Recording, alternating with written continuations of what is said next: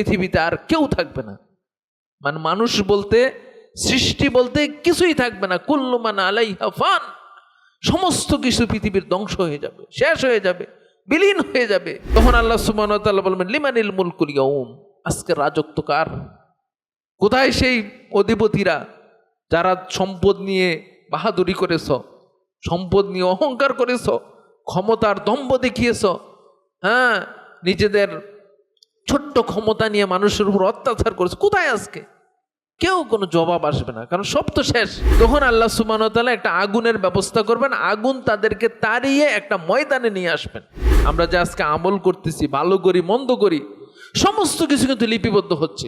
আপনি জানেন না জানেন, বিশ্বাস করেন আর না করেন, সতর্ক থাকেন আর অসতর্ক হন, মুখ থেকে যা বের হয়, কাজ থেকে যা বের হয়, আপনার প্রতিটা কর্ম, প্রতিটা বাক্য, প্রতিটা অ্যাক্টিভিটি আল্লাহ সুবহানাহু ওয়া তাআলার দুইজন ফেরেশতা লিপিবদ্ধ করতেছেন। আহলে হাদিস মার্কাজ কুমিল্লা সঠিক দিন প্রচারের এক অনন্য মাধ্যম। কেউ যাদের মৃত্যু হয়েছে তাদের কেউ আমাদেরকে এসে খবর দিতে পারেন নাই যে কবরে কি হয়, হাসরে কি হয়, মিজানে কি হয়। এটা যখন কোরআন এবং হাদিস থেকে আমরা জানতে পারি। এই জন্য দেখা যায় যে আমাদের মধ্যে অন্যান্য বিষয়ের প্রতি বিশ্বাস থাকলেও আখিরাতের প্রতি বিশ্বাসের আমাদের কাজ কর্মে ফুটে ওঠে না। আমরা দেখা যায় যে দুনিয়ার জন্য এত কিছু করি, বাড়ি গাড়ি বলেন, চাকরি বাকরি বলেন, অন্যান্য ঘর সংসার বলেন, মানে আমরা এগুলিকে এমনভাবে জড়িয়ে পড়েছি যে মনে হয় যেন এই দুনিয়াটাই আমার মানে স্থায়ী ঠিকানা। একটা বাড়ি করার সময় চিন্তা করি যাতে এটার স্থায়িত্ব অনেক দিন হয়, তাই না? তারপরে আপনার কোথায় আপনার ভালো লোকেশান, কোথায় আপনার ভালো কিছু হবে, রাস্তাটা অনেক বড় রাস্তা যাবে, ওইটার পাশে যদি একটা জমি কিনা যায়, হ্যাঁ, এখানে একটা বাড়ি করা যায়, ওই নিয়ে আমাদের এত বড় চিন্তা, এত বিশাল চিন্তা, অনেক দিনের চিন্তা। কিন্তু দেখা যায় যে এই চিন্তাগুলি আমাদের বাস্তবায়ন হওয়ার আগেই আমরা পৃথিবী ছেড়ে চলে যাই। সম্মানিত উপস্থিতি, এই জন্য আল্লাহ সুবহানাহু ওয়া তাআলা বলছেন যে বাল তুসিরুনাল হায়াতাদ দুনিয়া, আসলেই তোমরা দুনিয়ার জীবনকেই প্রাধান্য দিয়ে থাকো। ওয়াল আখিরাতু খায়রু ওয়া আবকা, অথচ আখিরাত মৃত্যুর পরের জীবনটা খায়রু ওয়া আবকা, তোমাদের জন্য উত্তম এবং স্থায়ী, অথচ তোমরা এই অস্থায়ী জীবনকেই প্রাধান্য দিয়ে থাকো। অন্য আয়াতে আল্লাহ সুবহানাহু ওয়া তাআলা বলছেন ইয়ালামুনা যাহিরাম মিনাল হায়াতিদ দুনিয়া ওয়া হুম আনিল আখিরাতি হুম গাফিলুন, তারা দুনিয়ার জীবনের চাকচুক্য জানে। ইয়ালামুনা, তারা জানে দুনিয়াতে কিভাবে উন্নতি করা যায়, কিভাবে আপনার ভালো কিছু হওয়া যায়, হ্যাঁ, এইগুলি তারা জানে, কিন্তু আখিরাত সম্পর্কে তারা গাফেল। বাস্তবে আপনি দেখেন যে আমরা যদি একটু নিজের দিকে একটু চিন্তা করি যে আমরা কতজন আসলে মানে আমাদের এই দুনিয়াতে আমি থাকতে পারবো না, তারপরে এই বাড়ি গাড়ি থাকবেন, সবই থাকবে, আমি থাকবো না, এই কথাটা চিন্তা কয়জনের আসে? কিন্তু আমরা বরং ওই দুনিয়ার বিষয়টাই চিন্তায় রাখি, কিন্তু আখিরাতের বিষয়টা চিন্তায় রাখি না। তো সম্মানিত উপস্থিতি, এই জন্য আমরা যদি দেখি যে কোরআনুল কারীমের মধ্যে আল্লাহ সুবহানাহু ওয়া তাআলা যেই বিষয়গুলির বেশি আলোচনা করেছেন তার মধ্যে আখিরাতের বিষয়টা অন্যতম। যারা কোরআন আয়াতগুলি গণনা করেছেন যে কোন বিষয়ে কীরকম আয়াত, তো তারা বলেছেন যে কোরআনের 3 ভাগের 1 ভাগ হবে যদি আপনি আখিরাতের আয়াতগুলিকে একত্র করেন।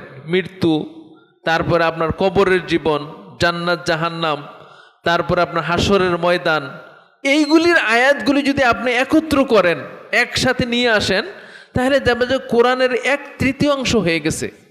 এত কথা আল্লাহ সুবহানাহু ওয়া তাআলা কেন বলেছেন? কারণ হলো মানুষকে শয়তান যেইভাবে ধোঁকা দিবে তার অন্যতম হলো যে আখিরাতকে ভুলিয়ে দেওয়া, যে আখিরাতকে আপনাকে বিভিন্ন কাজে কর্মে এই পরকালের বিষয়টাকে যদি ভুলিয়ে দিতে পারে শয়তান, তাহলে দেখা যাবে দুনিয়াতে আপনাকে সব কিছু করাতে পারবে। একটা মানুষ যদি চিন্তা করে যে আমি দুনিয়াতে যা করতেছি, আমার কাজ কর্ম, কথাবার্তা, আচার আচরণ সবগুলি আমাকে জবাবদিহি করতে হবে, এগুলির জন্য আমাকে জবাব দিতে হবে, এইরকম চিন্তা চেতনা, মন মানসিকতা, ঈমান আকীদা যদি কারো অন্তরে থাকে তাহলে তার দ্বারা পাপ করা কঠিন। কিন্তু যখন এইটা ভুলিয়ে দেওয়া হবে, দুনিয়াকে প্রাধান্য দেওয়া হবে, দুনিয়ার চাকচক্য, দুনিয়ার মোহ, এইটা নিয়ে যখন মানুষ ব্যস্ত হয়ে পড়বে তখন তাকে পাপ করানো তার জন্য সহজ হয়ে যায়। তো সম্মানিত উপস্থিতি, মানুষ যে পৃথিবীতে এসেছে, এই পৃথিবীতে আসার আগেও আরো কয়েকটা জগৎ সে পার করে আসছে, এবং পৃথিবীতে একটা জগৎ, এরপরেও আরো কয়েকটা জগৎ রয়েছে। তো সর্বমোট যদি মানুষের অবস্থান আমরা দেখি তাহলে মানুষ 6টা জায়গায় অবস্থান করেছে, 6টা জগৎ আমরা বলতে পারি। প্রথম যে জগৎ তাদের, সেটা হলো আলমে আরওয়াহ, রুহের জগৎ। আমরা পৃথিবীতে যত মানুষ বর্তমানে আছে, এবং আদম আলাইহিস সালাম থেকে শুরু করে কিয়ামত পর্যন্ত যত মানুষ পৃথিবীতে আসবে, সমস্ত মানুষকে আল্লাহ সুবহানাহু ওয়া তাআলা রুহের জগতে একত্র করেছেন। হাদিস এসেছে তিরমিজির 3076 নম্বর হাদিস। আবু হুরায়রা রাদিয়াল্লাহু তাআলা আনহু বলেন, যখন আল্লাহ সুবহানাহু ওয়া তাআলা আদম আলাইহিস সালামকে সৃষ্টি করলেন, তারপরে তার পৃষ্ঠ দেশে আল্লাহ সুবহানাহু ওয়া তাআলা মাসাহ করলেন, হাত বুলিয়ে দিলেন। তখন আদম আলাইহিস সালামের যত সন্তান কিয়ামত পর্যন্ত পৃথিবীতে আসবে, সবাইকে আল্লাহ সুবহানাহু ওয়া তাআলা পিপিলিকার ন্যায় ছোট আকৃতিতে একত্র করলেন। আদম আলাইহিস সালাম জিজ্ঞাসা করলেন, আল্লাহ এরা কারা?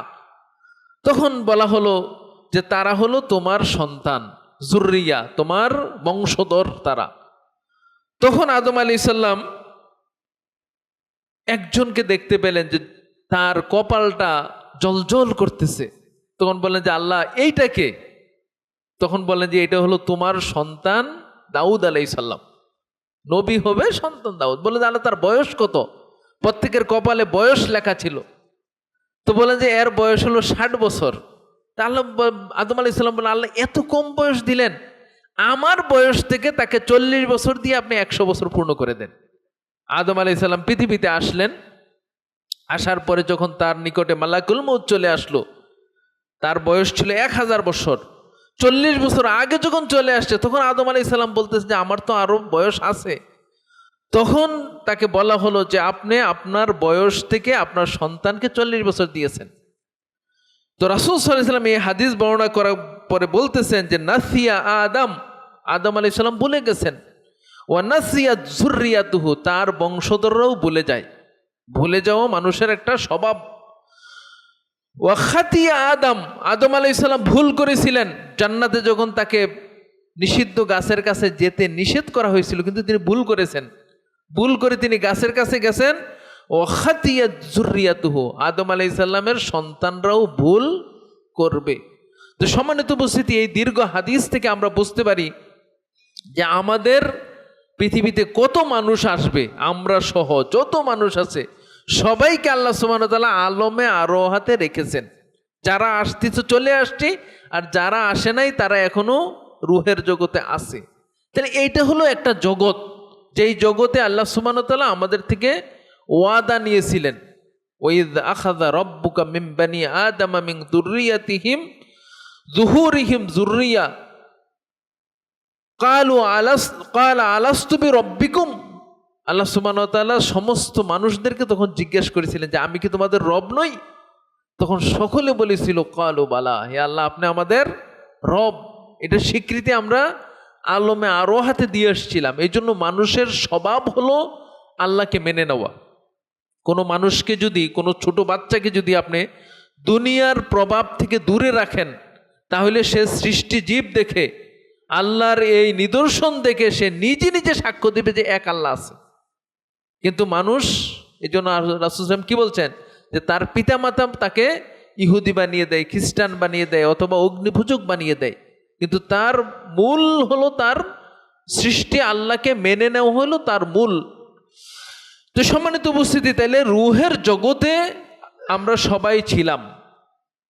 দেখেন কখন আল্লাহ সুবহানাহু ওয়া তাআলা আদমকে সৃষ্টি করছেন, তাইলে আমরা পৃথিবীতে আসার আগে ওইখানেই ছিলাম, এবং যারা এখনো আসে না ওইখানেই আছে। তাহলে ওইটা একটা জগৎ ছিল আমাদের। কিরকম ছিল আমরা আসলে বলতে পারতেছি না, এখন মনে নেই আমাদের। দ্বিতীয় যে জগৎটা আমরা পার করে আসছি সেটা হলো মায়ের গর্ভের জগৎ। এখানেও একটা নির্দিষ্ট সময় আমরা ছিলাম। রাসূল সাল্লাল্লাহু আলাইহি সাল্লাম হাদিসের মধ্যে বলেছেন যে তোমাদের কেউ ইন্না আহাদাকুম ইয়াজমাউ খালকাহু ফি বাতনি উম্মিহি 40 ইয়াওমান নুতফা, তোমাদের প্রত্যেকে মায়ের গর্ভে বীর্য আকারে 40 দিন অবস্থান করো। সুম্মা আলাকাতুন মিসলু যালিকা, অতঃপর রক্তপিণ্ড আকারে ওই 40 দিন আবার থাকো। সুম্মা মুযগাতান মিসলু যালিকা, অতঃপর আবার গোশতপিণ্ড হিসাবে 40 দিন থাকো। যখন এই 3 4 মাস যখন পূর্ণ হয়, সুম্মা ইউরসিল ইলাইহিল মালাক, তখন আল্লাহ সুবহানাহু ওয়া তাআলা একজন ফেরেশতা এই মায়ের গর্ভে প্রেরণ করেন। ফায়ানফুকু ফীহি রূহ, এবং এই ফেরেশতা এসে রূহ ফুৎকার দেন। ওই রূহ ফুৎকার দেন কোন থেকে? ওই যে আলমে আরোহাতে আপনি আছেন, ওইখান থেকে আপনার রূহটা এনে মানব দেহের মধ্যে সেট করে দেওয়া হয়। ফায়ুকতাব আরবা কালিমাত, এবং 4টা কথা তখন লিখে দেওয়া হয়। আমালুহু ও আজালুহু, তার আমল, সে কি আমল করবে এটা লিখে দেওয়া হয়। ও আজালুহু, তার বয়স লিখে দেওয়া হয়। ও রিজকুহু, তার রিজিক লিখে দেওয়া হয়, কি সে খাবে। ও সাঈদুন আম শাকী, সে কি জান্নাতি হবে না জাহান্নামী হবে, এটা লিখে দেওয়া হয়। তাহলে সম্মানিত উপস্থিতি, মায়ের গর্ভে এই সময়টাতে মানুষ অবস্থান করে, এবং অবস্থান করে 9 মাস, সর্বনিম্ন 6 মাস। 6 মাসের আগে বাচ্চা আপনার যদি গর্ভপাত হয়ে যায় তাহলে সে বাঁচে না, এটা কোরআন দ্বারা প্রমাণিত, এবং মেডিকেল সায়েন্স তো প্রমাণই করছে। 6 মাস থেকে নিয়ে 9-10 মাস পর্যন্ত মায়ের গর্ভে মানুষ অবস্থান করে। তাহলে এইটা একটা অবস্থান। এই সম্পর্কে কোরআনে অনেকগুলি আয়াত আসছে। একটা সূরা থেকে যদি আমি বলি, সূরা আল মুমিনুন, সূরা আল মুমিনুনের মধ্যে আল্লাহ সুবহানাহু ওয়া তাআলা বলতেছেন, ওয়ালাকাদ খালাকনাল ইনসানা মিন সুলালাতিন মিন তিন, অবশ্যই আমি মানুষকে মাটির নির্যাস থেকে সৃষ্টি করেছি। সুম্মা জাআলনাহু নুতফাতান ফি করারিম মাকিন, অতঃপর বীর্যকে আমি একটা সুরক্ষিত জায়গায়, সেখানে আমি তাকে সংরক্ষণ করেছি।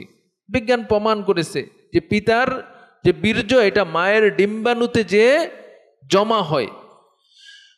সুম্মা খালাকনা নুতফাতা আলাকাতান, অতঃপর আমি বীর্যকে একটা রক্তপিণ্ডতে পরিণত করি। ফাখালাকনাল আলাকাতা মুযগাতান, অতঃপর আমি রক্তপিণ্ডকে একটা মাংসপিণ্ডে পরিণত করি। ওয়া খালাকনাল মুযগাতা ইযামান, অতঃপর আমি হাড্ডি দ্বারা তাকে শক্ত করি। ফাকাসাউনাল ইযামা লাহমা, অতঃপর সে হাড্ডিটাকে আমি গোশত দিয়ে ডেকে দেই।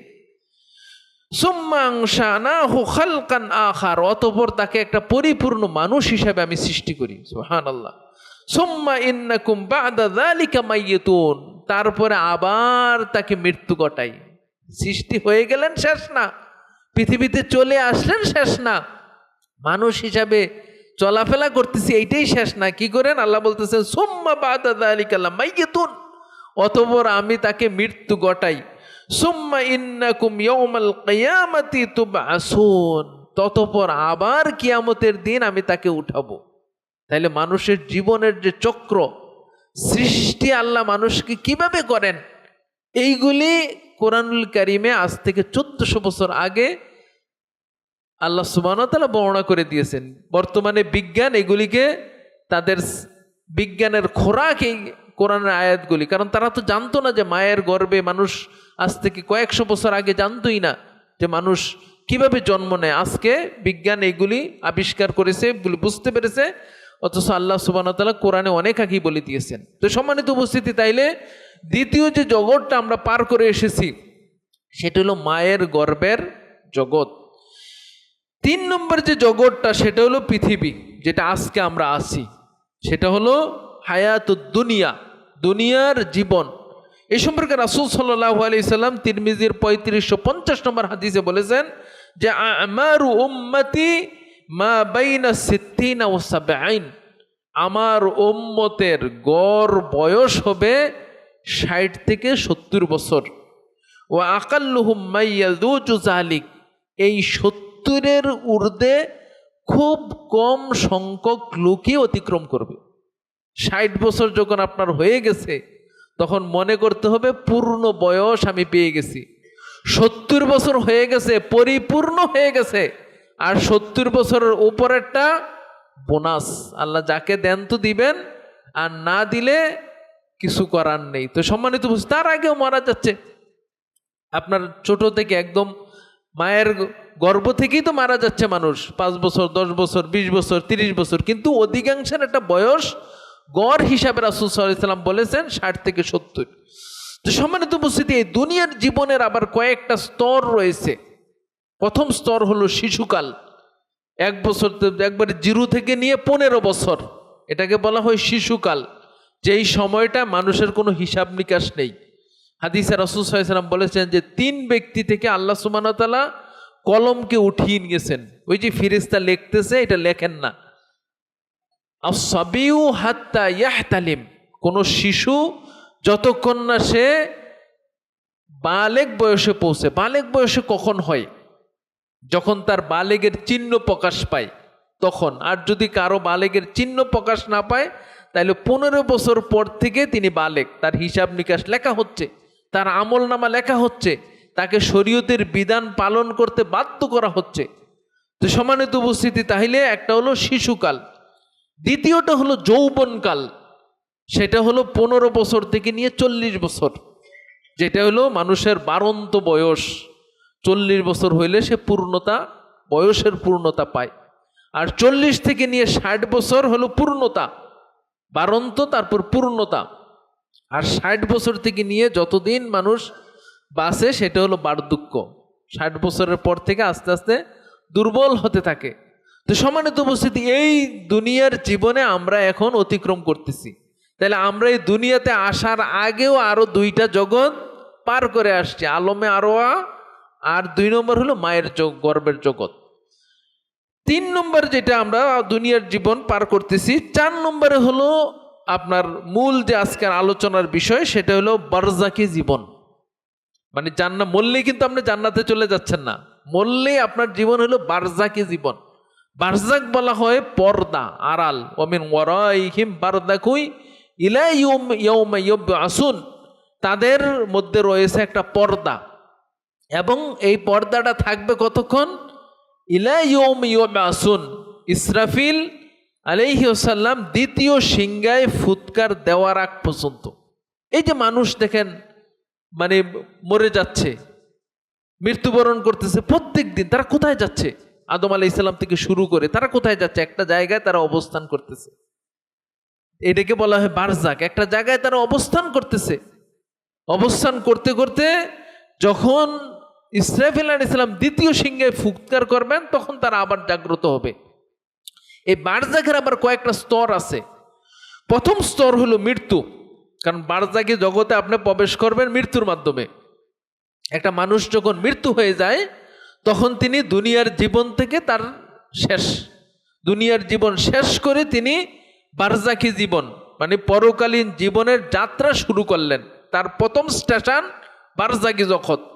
তাহলে মৃত্যু, মানুষের প্রথম মৃত্যুর মাধ্যমে তিনি বারজাকি জগতে প্রবেশ করেন। দ্বিতীয় স্তর হলো কিয়ামত। যারা মৃত্যুবরণ করতেছে তার কিন্তু ওইটাই কিয়ামত। মানে কোনো মানুষের কিয়ামত কোনটা? যে মারা যায় সেটাই। কিয়ামতের কিন্তু 2টা অর্থ আছে। একটা কিয়ামত হলো ধ্বংস। তো এখানে কিয়ামত বলতে ধ্বংস, মানে পৃথিবী তো একদিন ধ্বংস হয়ে যাবে। তো আপনি যখন মারা যাচ্ছেন এখন, তো আপনি তো আর ধ্বংস দেখবেন না, তাই মানে আপনি মারা যাওয়া মানে আপনার কিয়ামত। আর যারা মারা যাবে না, তখন তাদের উপরেই কিয়ামত হবে। পৃথিবী ধ্বংস হবে, চন্দ্র সূর্য ধ্বংস হবে, আকাশ জমিন ধ্বংস হবে, এই সবগুলি ধ্বংস হয়ে বারজাকি জীবনে যাবে। 3 নম্বর হলো কবর। সবাই যখন ধ্বংস হবে, কেউ মারা যাবে, কেউ ধ্বংস হবে, কোথায় যাবে? কবরের মধ্যে যাবে। সে কবরের জীবন আবার বিশাল জীবন।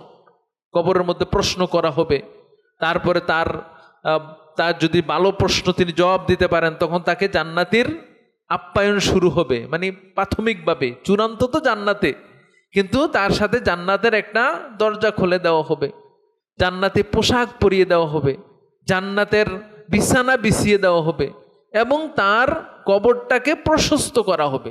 আবার যদি কবরে জবাব দিতে না পারে, তাহলে তাকে আগুনের বিছানা বিছিয়ে দেওয়া হবে, আগুনের পোশাক পরিয়ে দেওয়া হবে, এবং জাহান্নামের সাথে একটা সুড়ঙ্গ করে দেওয়া হবে এবং তার কবরটাকে অনেক সংকীর্ণ করে দেওয়া হবে। এটা চলবে কতদিন? ওই ইসরাফিল আলাইহিস সালাম দ্বিতীয় সিংহায় ফুৎকার দেওয়ার আগ পর্যন্ত। তাহলে তৃতীয় স্তর হলো কবরের, বারজাকি জীবনের তৃতীয় স্তর হলো কবর। আর 4 নম্বর হলো নাফকা সানিয়া, দ্বিতীয় ফুৎকার। যখন দ্বিতীয় ফুৎকার দিবে তখন বারজাকি জীবন শেষ। একটা মানুষ মৃত্যুর পর থেকে নিয়ে দ্বিতীয় ফুৎকার পর্যন্ত এখানে অবস্থান করবে। ভালো করলে সে ভালো অবস্থানে থাকবে, মন্দ করলে মন্দ অবস্থানে থাকবে। তাহলে আমরা 4 নম্বর জগৎ সংক্ষিপ্তভাবে আলোচনা করলাম। যদি আমরা পরবর্তীতে সময় পাই ইনশাল্লাহ এই বিষয়গুলি নিয়ে বিস্তারিত আলোচনা করার চেষ্টা করবো। আমা তৌফিক ইল্লা বিল্লাহ। তাহলে আমরা চতুর্থ যে স্তর হলো সেটা হলো বারজাকি জীবন। পঞ্চম যে স্তর সেটা হলো হাসরের ময়দান।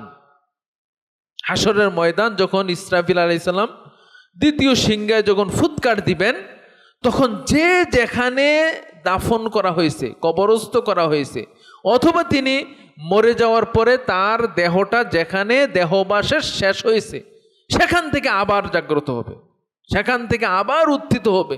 আজকাল বিজ্ঞানরা দেখছে যে মানুষের এই যে মেরুদণ্ডের শেষ প্রান্তে এমন একটা ছোট্ট চিপস রয়েছে, ছোট্ট জায়গা রয়েছে, ছোট্ট হাড্ডি রয়েছে, যেটা আপনি পুরানো সম্ভব না। এই যে হিন্দুদের মানে দেহ পুড়িয়ে দেয়, অথবা মানুষের যে শেষ হয়ে যায় পুরা দেহ, সব মাটি খেয়ে ফেলে, কিন্তু ওই ছোট্ট একটা অংশ এটা শেষ করতে পারে না। আগুন দিয়ে হোক, মানে আপনার পারমাণবিক দিয়ে হোক, এটাকে শেষ করতে পারে না। এটা এখন দেখছে বিজ্ঞানীরা। তা আল্লাহ সুবহানাহু ওয়া তাআলা যে বলছেন যে আমি মানুষের কর্মগুলি সংরক্ষণ করি, এইটাই। এবং ওই মানুষ যেখানে তার কবরস্থ হয়েছে ওইখান থেকেই যখন ইসরাফিল আলাইহিস সালাম দ্বিতীয় ফুৎকার দিবেন, প্রথম ফুৎকারের পরে তো আল্লাহ সুবহানাহু ওয়া তাআলা কতদিন পৃথিবী এই অবস্থায় রাখবেন আল্লাহ ভালো জানেন। যখন আল্লাহ সুবহানাহু ওয়া তাআলা প্রথম ইসরাফিল আলাইহিস সালামকে জাগ্রত করবেন, কারণ প্রথম ফুৎকার যখন হবে তখন সবাই মারা যাবে, ফেরেশতাগণ মারা যাবেন, নবী মানে তখন তো নবী থাকবে না, পৃথিবীর চন্দ্র সূর্য বলেন, মানে আমরা যা দেখি আর দেখি না, আমাদের বাহিরে সাগর বলেন, মহাসাগর বলেন, এই সৌরজগৎ বলেন, সকল কিছু ধ্বংস হয়ে যাবে। ইবনে কাসির রাহমাতুল্লাহ আলাইহি তার বিদায় ও নেহায়ার মধ্যে একটা ঘটনা নিয়ে আসছেন যে যখন ইসরাফিল আলাইহিস সালাম সিংহায় ফুৎকার দিবেন, পৃথিবী যখন ধ্বংস হয়ে যাবে, তখন তিনি যে মালাকুল মউত যে আল্লাহকে বলবেন যে আল্লাহ সব তো শেষ, প্রাণী জগৎ সব শেষ হয়ে গেছে, ফেরেশতা সব শেষ হয়ে গেছে। তখন বলে যে আর কে বাকি আছে? বলো যে আপনি বাকি আছেন, আমি মালাকুল মউত বাকি আছি, জিব্রাইল, ইসরাফিল, মিকাইল বাকি আছে, মানে প্রধান যে 4 জন ফেরেশতা তারা বাকি আছে। তখন আল্লাহ সুবহানাহু ওয়া তাআলা একে একে সবাইকে মৃত্যুর আদেশ দিবেন যে তুমি জিব্রাইলকে জান কবজ করো, মিকাইলকে করো, ইসরাফিলকে করো। তারপরে বলবেন যে মালাকুল মউত বলবে, আল্লাহ বলবেন আর কি আছে? বলে যে আল্লাহ আপনি আছেন আর আমি আছি। তখন আল্লাহ সুবহানাহু ওয়া তাআলা মালাকুল মউতকে বলবেন মুত ইয়া মালাকাল মউত, হে মৃত্যুর ফেরেশতা তুমিও ইন্তেকাল করো, পৃথিবীতে আর কেউ থাকবে না। মানে মানুষ বলতে, সৃষ্টি বলতে কিছুই থাকবে না। কুল্লু মান আলাইহা ফান, সমস্ত কিছু পৃথিবীর ধ্বংস হয়ে যাবে, শেষ হয়ে যাবে, বিলীন হয়ে যাবে। তখন আল্লাহ সুবহানাহু ওয়া তাআলা বলবেন লিমানিল মুলকুল ইয়াউম, আজকে রাজত্ব কার? কোথায় সেই অধিপতিরা যারা সম্পদ নিয়ে বাহাদুরি করেছ, সম্পদ নিয়ে অহংকার করেছ, ক্ষমতার দম্ভ দেখিয়েছ, হ্যাঁ, নিজেদের ছোট্ট ক্ষমতা নিয়ে মানুষের উপর অত্যাচার করেছে, কোথায় আজকে? কেউ কোনো জবাব আসবে না, কারণ সব তো শেষ। তা আল্লাহ সুবহানাহু ওয়া তাআলা এই অবস্থায় যতদিন ইচ্ছা তিনি রেখে দিবেন। তারপরে সর্বপ্রথম যাকে জাগ্রত করাবেন তিনি হলেন ইসরাফিল আলাইহিস সালাম। তাকে জাগ্রত করে তখন তাকে সিংহায় ফুৎকার দেওয়ার জন্য আবার আদেশ দেওয়া হবে। তখন তিনি সিংহায় ফুৎকার দিবেন, তখন শুরু হবে হাসরের ময়দান, যেটা পঞ্চম স্তর। বারজাকি জীবনের পরে এই হাসরের ময়দান, এই হাসরের ময়দানে আবার কমপক্ষে 7টা অবস্থান আমরা বলতে পারি। প্রথম হলো হাসরের ময়দানের অবস্থান। অনেক কোরআন এবং হাদিস এই সম্পর্কে আসছে যে হাসরের ময়দানে আল্লাহ সুবহানাহু ওয়া তাআলা সূর্যকে কত নিকটে আসবেন, তারপরে মানুষগুলি কোথায় দাঁড়াবে। যখন ইসরাফিল আলাইহিস সালাম সিংহায় ফুৎকার দিবেন তখন চতুর্দিক থেকে মানুষগুলি কবর থেকে জাগ্রত হবে এবং চতুর্দিক থেকে আগুন দেওয়া হবে। আগুন দেখে মানুষ একদিকে যেতে থাকবে, কারণ পৃথিবী তো মানুষ ছড়িয়ে ছিটিয়ে সব জায়গায় তো মারা গেছেন, ওইখান থেকেই তারা উঠবেন। তখন আল্লাহ সুবহানাহু ওয়া তাআলা একটা আগুনের ব্যবস্থা করবেন, আগুন তাদেরকে তাড়িয়ে একটা ময়দানে নিয়ে আসবেন। এবং এই ময়দানের বর্ণনা হাদিসে আসছেন। তারপরে আপনার সেখানে ফেরেশতারা আসবেন, আল্লাহ সুবহানাহু ওয়া তাআলা আসবেন, এবং কিছু মানুষ আরশের ছায়ার নিচে থাকবেন, কিছু মানুষ গরমে গরমাক্ত হবেন। তাদের আমল অনুযায়ী হাসরের ময়দানে বিস্তারিত বর্ণনা আমরা সম্ভব হলে পরবর্তীতে বলবো। দ্বিতীয় যে বিষয়টা দেওয়া হবে হাসরের ময়দানে, সেটা হলো প্রত্যেককে আমল নামা দেওয়া হবে। আমরা যে আজকে আমল করতেছি, ভালো করি মন্দ করি, সমস্ত কিছু কিন্তু লিপিবদ্ধ হচ্ছে। আপনি জানেন না জানেন, বিশ্বাস করেন আর না করেন, সতর্ক থাকেন আর অসতর্ক হন, মুখ থেকে যা বের হয়, কাজ থেকে যা বের হয়, আপনার প্রতিটা কর্ম, প্রতিটা বাক্য, প্রতিটা অ্যাক্টিভিটি আল্লাহ সুবহানাহু ওয়া তাআলার দুইজন ফেরেশতা লিপিবদ্ধ করতেছেন। কিরামান কাতিবিনা ইয়ালামুনা মা তাফআলুন। সম্মানিত ফেরেশতারা, তাদের অগোচরে কিছুই হয় না। মা ইয়ালফিজু মিন কাউলিন ইল্লা লাদাইহি রাকিবুন আতীদ। এমন কোনো কথা তোমার মুখ থেকে বের হয় না যেইটা যারা সম্মানিত লেখক তারা এটাকে ধরে নেন এবং এটাকে লিপিবদ্ধ করেন। সম্মানিত উপস্থিতি ভাবে লিপিবদ্ধ হচ্ছে প্রতি মুহূর্তে। আপনি ঘুমাচ্ছেন, আপনি হয়তো কাজে ব্যস্ত আছেন, কিন্তু ফেরেশতাদের কোনো ঘুম নেই, খাওয়া নেই, সংসার নেই, তারা লিপিবদ্ধ করতেছেন আপনার। এই যে লিপিবদ্ধ করতেছে, এই কিতাবটা কিয়ামতের দিন আপনার হাতে দেওয়া হবে। যাদের ভালো আমল করেছে তাদের কিতাব ডান হাতে দেওয়া হবে, আর যারা মন্দ আমল করেছে তাদের কিতাব বাম হাতে দেওয়া হবে। এই ব্যাপারে বিস্তারিত কোরআন এবং হাদিসে আসছে, আমরা আজকে এই ব্যাপারে আর কিছু বলতেছি না। তৃতীয় যে বিষয়টা হবে সেটা হবে হাউজে কাউসারের ব্যবস্থা হবে। রাসূলুল্লাহ সাল্লাল্লাহু আলাইহি সাল্লাম, এই যে আল্লাহ সুবহানাহু ওয়া তাআলা তাকে কাউসার দিয়েছেন, ইন্না আতাইনা কাল কাউসার, আমি আপনাকে কাউসার দিলাম। কাউসার কি? কাউসার হলো শরবত। শরবতের একটা ব্যবস্থা থাকবে কিয়ামতের দিন। রাসূল সাল্লাল্লাহু আলাইহি সাল্লাম বলছেন, মান শারিবা লাম ইয়াসমা আবাদান। কিয়ামতের দিন হাউজে কাউসারের ময়দানে আমি তোমাদের আগে চলে যাব এবং আমি যাদেরকে চিনব সবাইকে আমি হাউজে কাউসার পানি পান করাবো। আর যে ব্যক্তি একবার হাউজে কাউসারের এক গ্লাস পানি পান করে নেবে, এই যে হাসরের ময়দানে যতদিন সে থাকবে, কতদিন থাকবে আল্লাহ ভালো জানেন, কারণ হাসরের ময়দানের একদিন হবে 500 বছরের রাস্তা, 500 বছরের সমান। রাসূল সাল্লাল্লাহু আলাইহি ওয়াসাল্লাম বলছেন যে ধনীদের চেয়ে গরিবরা 500 বছর আগে জান্নাতে যাবে। তাহলে হাসরের ময়দান কত বছর হবে আল্লাহ জানেন। এবং মানুষগণ এমন অবস্থা হবে যে তারা বলবেন যে আল্লাহ আপনাকে আমাদেরকে জান্নাতে দেন, জাহান্নামে দেন, এক জায়গায় দেন, কিন্তু হাসরের ময়দান থেকে আমাদের বিচার করেন, মানে বিচারের ব্যবস্থাটা করেন আপনি। বিচারের জন্য মানুষ আর্তনাদ করবে, বিচারের জন্য। তখন রাসূল সাল্লাল্লাহু আলাইহি সাল্লাম, যে আপনার দীর্ঘ হাদিস আছে যে সমস্ত মানুষ যাবে কার কাছে? নূহ আলাইহিস সালামের কাছে। নূহ আলাইহিস সালাম বলবেন যে আজকে আমি কিছু করতে পারবো না, তোমরা চলে যাও মুসা আলাইহিস সালামের কাছে। মুসা আলাইহিস সালাম বললেন আমি কিছু পারবো না। ইব্রাহিম আলাইহিস সালামের কাছে। ইব্রাহিম আলাইহিস সালাম বলবেন ঈসা আলাইহিস সালামের কাছে। ঈসা আলাইহিস সালাম বললেন মুহাম্মদ সাল্লাল্লাহু আলাইহি সাল্লামের কাছে যাও। মুহাম্মদ সাল্লাল্লাহু আলাইহি সাল্লাম সিজদায় পড়ে যাবেন। কতক্ষণ থাকবেন সিজদায়, কত বছর থাকবেন সিজদায় আল্লাহ ভালো জানেন। তারপর আল্লাহ সুবহানাহু ওয়া তাআলা তাকে ডেকে বলবেন তুমি চাও, বলে আল্লাহ বিচার শুরু করেন। বিচার শুরু করেন, বলে যে তোমার উম্মতদেরকে নিয়ে আসো। তখন এই একটা আপনার অবস্থা হবে। তো সম্মানিত উপস্থিতি, এই হাউজে কাউসার যারা পান করে নিবে তাদের রাসূল সাল্লাল্লাহু আলাইহি ওয়াসাল্লাম বলেছেন লাম ইয়াসমা আবাদান, তাদের আর কখনো জান্নাতে যাওয়ার আগ পর্যন্ত তাদের আর তৃষ্ণার্ত তারা হবে না। আল্লাহু আকবার। তো এই জন্য এই রাসূল সাল্লাল্লাহু আলাইহি ওয়াসাল্লাম হাউজে কাউসারের পানি আল্লাহ সুবহানাহু ওয়া তাআলা রাসূল সাল্লাল্লাহু আলাইহি ওয়াসাল্লামকে দিবেন, কিন্তু বিদআতীরা সেই পানি পান থেকে বিরত থাকবেন, আল্লাহ সুবহানাহু ওয়া তাআলা রাসূল সাল্লাল্লাহু আলাইহি ওয়াসাল্লাম তাদেরকে দিবেন না। তাহলে হাউজে কাউসারের একটা পর্ব থাকবে কিয়ামতের ময়দানে। আরেকটা হচ্ছে মিজানের পাল্লা, মিজান ওজন করা হবে, দাড়ি পাল্লা স্থাপন করা হবে। এবং হাদিসে এরকম আসছে যে মানে আমাদের যে এখন ডিজিটাল দাড়ি পাল্লা বের হয়ে গেছে, কিন্তু হাদিসের ভাষায় বোঝা যায় যে ওই যে আগের যে দাড়ি পাল্লা, দুই পাশে দুইটা দাড়ি, মানে দুই পাশে দুইটা অংশ থাকে আর মাঝখানে ডান্ডা দিয়ে দাড়ি পাল্লা যেটা বুঝি আমরা, ওই রকম থাকবে। এক পাল্লার মধ্যে আল্লাহ সুবহানাহু ওয়া তাআলা নেকগুলিকে রাখবেন, আরেক পাল্লার মধ্যে তিনি মন্দ আমলগুলি রাখবেন। এবং যার আমল যেই দিকে হয় আল্লাহ সুবহানাহু ওয়া তাআলা তাকে দিবেন। যার আমল বেশি খারাপ আমল হবে, ভালো আমলও কিছু আছে, আগে তাকে শাস্তি দেওয়া হবে, পরে জান্নাতে দেওয়া হবে। আর যাকে একবার জান্নাতে দেওয়া হবে তাকে আর জান্নাত থেকে বের করা হবে না। কিন্তু জাহান্নামে যিনি যাবেন তিনি বিভিন্ন স্তরে স্তরে বের হওয়ার সুযোগ আছে। তো সম্মানিত উপস্থিতি, তাইলে মিজানের একটা অবস্থা থাকবে, যে মিজানের ওজনের একটা ব্যবস্থা থাকবে। তারপরে একটা ব্যবস্থা থাকবে সুপারিশ। রাসূল সাল্লাল্লাহু আলাইহি সাল্লাম সুপারিশ করবেন, ফেরেশতারা সুপারিশ করবেন, কোরআন সুপারিশ করবেন, রমজান সুপারিশ করবেন, ছেলেরা তার পিতামাতার জন্য সুপারিশ করবেন।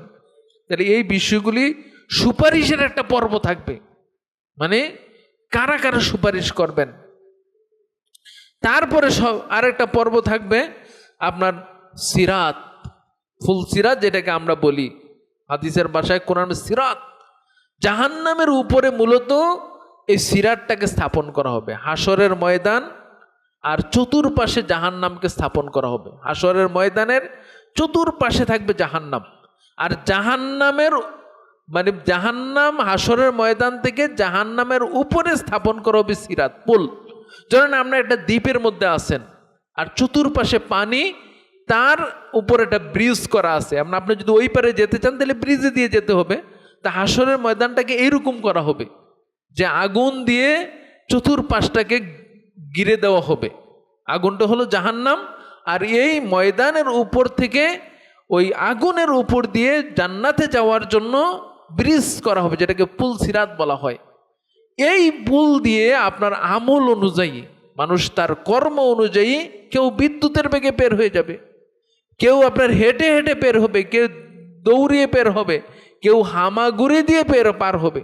কিন্তু যাদের জাহান্নামে যাবে তারাও পার হইতে চাইবে, কিন্তু তারা জাহান্নামে পড়ে যাবে। ইন্না লিল্লাহি ওয়া ইন্না ইলাইহি রাজিউন। তো সম্মানিত উপস্থিতি, তাহলে এই সিরাত পার হওয়ার পরে আপনি জান্নাত, এতগুলি স্তর পার হওয়ার পরে একটা মানুষ জান্নাতে যেতে পারবে। তো সম্মানিত উপস্থিতি, এইগুলি আসলে বিস্তারিত আলোচনার বিষয়ে আপনাদের জাস্ট একটু ধারণা দিলাম। আমরা সম্ভব হলে পরবর্তীতে এগুলি নিয়ে আলোচনা করব ইনশাআল্লাহ। তো সম্মানিত উপস্থিতি, এই যে আখিরাতের যে বিষয় বিশ্বাস, এই বিষয়টা কাফেরদের অবিশ্বাস ছিল। কাফেররা এই বিষয়টা বিশ্বাস করতো না। কাফেরদের মধ্যে এই আখিরাতের বিষয়টা নিয়ে তাদের মাথায় আসতো না। এই জন্য কোরআনের মধ্যে এত উদাহরণ দেওয়া হয়েছে যে আল্লাহ সুবহানাহু ওয়া তাআলা মানুষকে আবার জীবিত করবেন। কাইফা তাকফুরুনা বিল্লাহি ওয়া কুনতুম আমওয়াতান। আল্লাহ তাআলা বলতেছেন তোমরা কিভাবে কুফরি করো, কিন্তু তোমরা তো মৃত্যু ছিলে। ফাআহইয়াকুম, তোমাদেরকে আমি জীবিত করলাম। সুম্মা ইউমীতুকুম, তারপরে তোমাদেরকে আবার মৃত্যু দেব। সুম্মা ইলাইহি তুরজাউন, তারপরে তোমরা আমার কাছে আবার। নেতা, সেই কাফের নেতা, সে একদিন রাসূল সাল্লাল্লাহু আলাইহি ওয়াসাল্লামের কাছে একটা হাড়, মানুষের একটা হাড় নিয়ে আসছে, যে মানুষ অনেক দিন আগে মারা গেছে। তিনি এই হাড়টাকে চূর্ণ বিচীর্ণ করে একেবারে পিষে পাউডারের মতো করে এনে রাসূল সাল্লাল্লাহু আলাইহি ওয়াসাল্লামের সামনে বলতেছেন যে এই যে হাড়, মানুষ তো অনেক আগে মারা গেছে, হাড় মাত্র একটা, এইটা থেকে কি আল্লাহ সুবহানাহু ওয়া তাআলা আবার জীবিত করবেন?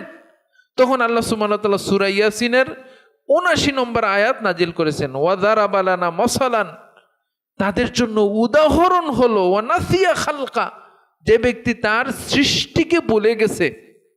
কলা, সে বলতেছে মাইয়ুহিল ইযামা ওয়া হিয়া রামিম, কিভাবে আল্লাহ সুবহানাহু ওয়া তাআলা এই হাড় থেকে মানুষ সৃষ্টি করবেন অথচ হাড়টা চূর্ণ বিচূর্ণ হয়ে গেছে?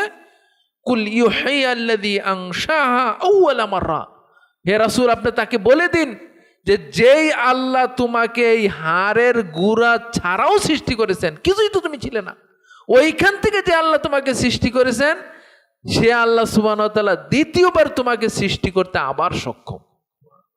আমরা তো কিছুই ছিলাম না, ওই জায়গা থেকে যে আল্লাহ আমাদেরকে সৃষ্টি করেছেন, একটা দেহ দিয়েছেন, সেই আল্লাহ সুবহানাহু ওয়া তাআলাকে আবার দ্বিতীয়বার সৃষ্টি করতে সক্ষম না? অবশ্যই সক্ষম। কারণ আপনি একটা জিনিস দ্বিতীয়বার বানাইতে আপনার জন্য সহজ, প্রথমবার এটা কঠিন হয়। তা আল্লাহ সুবহানাহু ওয়া তাআলা এইরকম যে কত উদাহরণ দিয়েছেন। আল্লাহ সুবহানাহু ওয়া তাআলা বলছেন একটা মৃত্যু জমির দিকে তাকাও, এই জমিতে কিছুই নাই, একেবারে শুষ্ক, বালু উঠতেছে, যখন আমি বৃষ্টি নাজিল করি সেখান থেকে আবার ফসল হয়। তো আল্লাহ সুবহানাহু ওয়া তাআলা বলছেন যে মানুষকে আমি এভাবে সৃষ্টি করছি। এই জন্য কোরআনুল কারীমে মাক্কি যে সূরাগুলি আছে তার অধিকাংশ আলোচনার বিষয় হলো আখিরাত। মাক্কি যে সূরাগুলি, কারণ কাফেররা আখেরাতকে বিশ্বাস করতো না। নবী রাসূল ঠিক আছে, আল্লাহ সুবহানাহু ওয়া তাআলা একজন আছেন, কিন্তু আখেরাতটা তাদের মাথায় আসতো না। কিন্তু আমাদেরও বর্তমানে এই হয়ে গেছে, মানে আমরা বিশ্বাস করি কিন্তু আমাদের কাজে কর্মে আখেরাত নাই। আমাদের চলন বলনে, কথা কর্মে, আচার আচরণে, আমি যে মারা যাব, আমি যে কবরে যেতে হবে, আল্লাহর কাছে জবাবদিহি করতে হবে, এরকম কোনো চিন্তা আমাদের মধ্যে নাই।